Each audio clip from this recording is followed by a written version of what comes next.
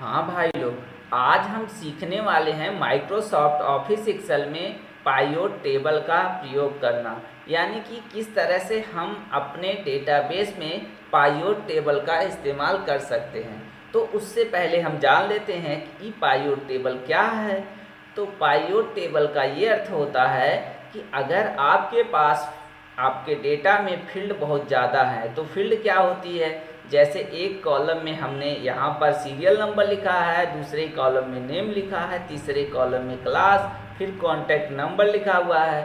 तो इसमें serial number एक फील्ड हुई, नेम दूसरा फील्ड हुआ, क्लास तीसरा फील्ड, कॉन्टैक्ट नंबर चौथा फील्ड हुआ। इसी तरह से आधार कार्ड नंबर, बैंक का जो है account number, IFSC code, address, subject, इस तरह से अगर आपके पास बहुत ज़्यादा फील्ड हों तो आप अपने डेटा में से कोई गिनी चुनी फील्ड को देखना चाहते हैं। जैसे हम चाहते हैं, हमारे पास मान लीजिए बहुत ज़्यादा फील्ड है, 10-15 फील्ड है। अब उसमें से हम नेम वाला और क्लास वाला जानना चाहते हैं, यानी कि कौन सा स्टूडेंट किस क्लास में पढ़ता है, हम उतना सिर्फ जानना चाहते हैं और बाकी नहीं देखना चाहते हैं। तो उसके लिए हमें पाइवट टेबल का प्रयोग करना होगा। यानी कि पाइवट टेबल क्या करता है, किसी डेटाबेस में से किसी विशेष जो है यहाँ पे कॉलम को, या कह सकते हैं विशेष फील्ड को शो करने का या देखने के लिए प्रयोग किया जाता है। तो यहाँ पर अभी हमारे पास छोटा डेटाबेस है, लेकिन इसमें ही समझ लेते हैं हम किस तरह से पाइवट टेबल का प्रयोग किया जाएगा।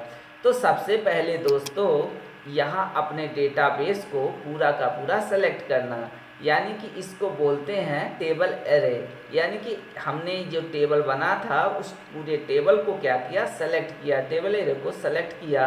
अब इसके बाद इंसर्ट टैब में जा कर के पाइवट टेबल पर क्लिक करेंगे।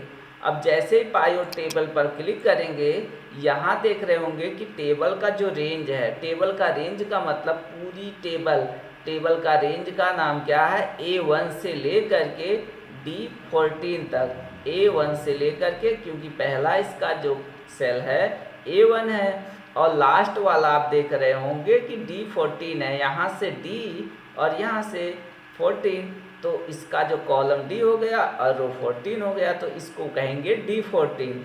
अब यहाँ पर D14 तक जो है सेलेक्ट हो चुका है, इसको बोलेंगे टेबल रेंज। यानी कि A1 से लेके D14 तक जो है ये बोला जाएगा टेबल रेंज। और यहाँ पर आप देख रहे होंगे कि डॉलर का निशान लगा करके जो एड्रेस लिखा गया है, तो ये ऐसा क्यों लिखा गया है, इसको बोलते हैं, इस तरह से जब एड्रेस लिखे जाते हैं तो इसको बोलते हैं दोस्तों सेल रेफरेंस। ये रेफरेंस दिया गया है कि यानी कि इस टेबल का पूरा रेफरेंस यहाँ पर दिखाई दे रहा है। अब हम चाहते हैं कि पाइवट टेबल बन जाए, तो इसके लिए इसी डेटा पे पाइवट टेबल बनाने के लिए हमें ओके पर यहाँ पे क्लिक करना होगा। अब आप देख रहे होंगे पाइवट टेबल फील्ड लिस्ट यहाँ पे दिखाई दे रही है, यानी कि जो हमने टेबल बनाया था उसमें जितनी फील्ड थी वो सभी लिस्ट यहाँ दिखाई दे रही, जैसे सीरियल नंबर, नेम, क्लास और कॉन्टैक्ट नंबर। और यहाँ पे पाइवट टेबल दिखाई दे रहा कि जिसमें आपको वो फील्ड दिखाई देगी। तो हम इसमें चाहते हैं कि पहले ये देखो नाम वाला, तो नाम वाला सबसे पहले दिखाई दे, तो यहाँ नाम वाले पे क्लिक करेंगे तो यहाँ देख रहे होंगे कि जितना नाम था सब नाम दिखाई दे रहा है। लेकिन दोस्तों एक चीज़ और बता दें, यहाँ पर ये पाइवट टेबल में बाय डिफ़ॉल्ट इसको सॉर्ट कर रखा है, यानी कि जितने नाम ए से थे वो पहले दिखाई दे रहे हैं। अगर इसमें बी से रहा होता तो बी वाला दिखाई देता, लेकिन इसमें ई है तो देखो ई वाला, एच, जे, के, ऐसे सब दिखाई दे रहे हैं। अब हम चाहते हैं कि इसमें हम जितने भी ये स्टूडेंट हैं ये किस क्लास में पढ़ते हैं, तो अभी हम क्लास वाले यहाँ चेक बॉक्स पर क्लिक करेंगे। तो अभी देख रहे होंगे कि अमन 8 में, अतुल 11th में, इमरान जो है 12th में। इस तरह से सभी स्टूडेंट्स के क्लास भी दिखाई दे रहे हैं। अब इसमें हुआ क्या, अगर आपके पास फील्ड बहुत ज़्यादा होती तो वहाँ देखने में प्रॉब्लम होती, लेकिन यहाँ हम जो पाइवट टेबल तैयार करके उसको आसानी से देख सकते हैं। तो दोस्तों इस तरह से पाइवट टेबल का प्रयोग करके अपने डेटा को आसानी से मैनेज किया जा सकता है।